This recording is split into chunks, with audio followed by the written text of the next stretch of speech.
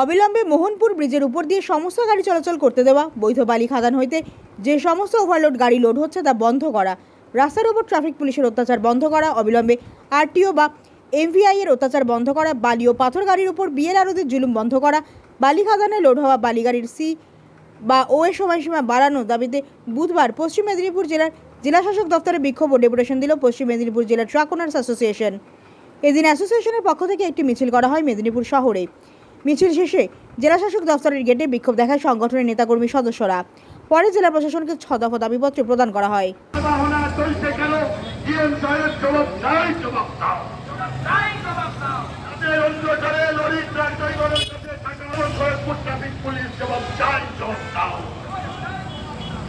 আমাদের ডেপুটেশনের মূলত ইস্যু সেটা হচ্ছে আমাদের 6 দফা দাবি আছে।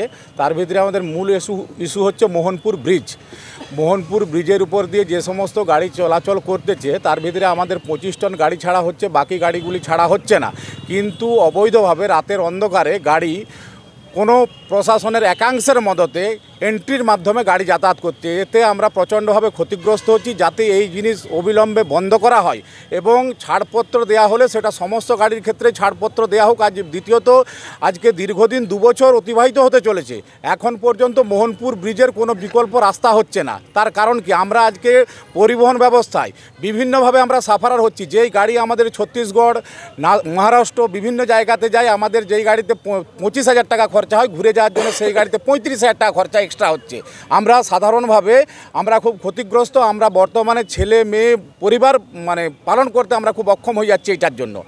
দ্বিতীয় কথা হচ্ছে, আমাদের যে সমস্ত বৈধ বালি খাদান হইতে বালি লোড হচ্ছে সেখানে প্রেসারাইজ করে বালিতে অবৈধ ওভারলোডিং চাপানো হচ্ছে গাড়িওয়ালাদের উপরে। সেটাও কিন্তু প্রশাসনের একাংশের মদতে রাস্তায় যাচ্ছে, সেখানে গাড়ির উপরে কোনো হাত দেওয়া হচ্ছে না, সেখানে এন্ট্রি সিস্টেমে গাড়ি পেরিয়ে যাচ্ছে।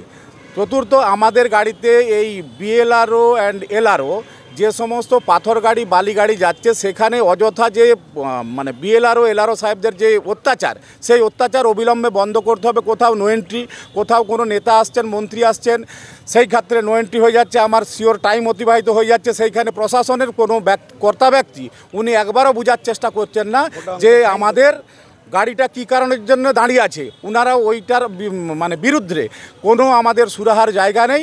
যখনই কথা বলতে যাচ্ছি বলছে আপনারা ডিএম অফিসে কথা বলুন, আমাদের চার্ট হচ্ছে মিনিমাম 1 লক্ষ টাকা ফাইন। আমাদের আজকে সেই জন্য এই ডেপুটেশন।